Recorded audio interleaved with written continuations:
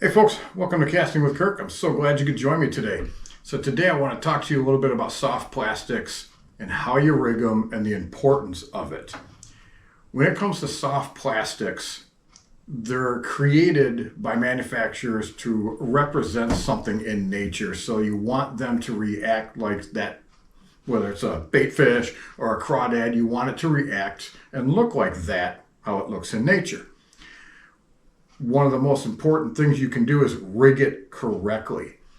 If you rig a soft plastic wrong, it's not going to have the action it's going to have. It can mess up the lure that it's attached to and have that not look like it's supposed to and run correctly. All your different soft plastics, one of the things you want to look for a lot of times is a lot of these have a seam when they make them in the factory.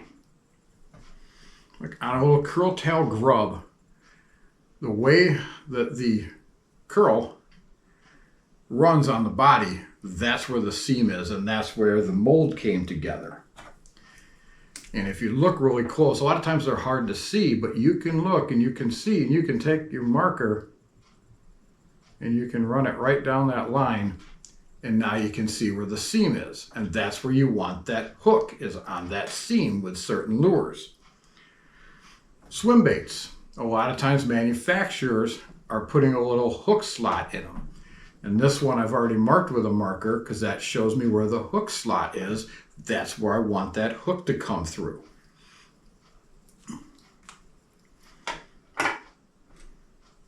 Craw imitating baits, like your creature baits, you want to come just straight down the center of it, because that's then going to give it the action it needs for the flappers to be flopping around and looking natural in the water. Easiest simple way is practice. This takes practice over and over and over to make sure you get it correctly. Grab yourself one or two extra plastics that you might have. Grab yourself an offset hook or grab yourself a jig head. These work really good for practicing.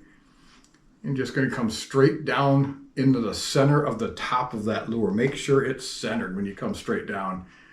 And just keep pushing it straight up. Pop it out wherever it needs to come out of the body. Keep pushing it up. And now it's right down through the center. And that way, when it's in the water, it's going to look natural and it's going to have the action it's supposed to have. Things like jigs and swim jigs, it's really important to get these lures rigged up correctly. If you don't on a swim jig, you're going to cast that out and that swim jig is going to come through the water and it's going to start turning to its side. It's going to start rolling. It might even pop up out of the water because it's not running correctly because it isn't put on right. Chatterbaits are real synonymous with that. If you don't have it rigged nice and centered and straight, you'll be cranking on your chatterbait and all of a sudden that thing's shooting off to the side, or it will come to the surface and pop up out of the water. You're not going to catch bass that way. Like I said, it's extremely important to rig your soft plastics correctly so you get the proper action out of them, and whatever you're using, as a trailer, that it actually works the way it's supposed to. So, like I said, go out, get yourself some plastics, get yourself just some hooks, and practice, and get it right. Well, I thank you folks for joining me today. You folks have a great day.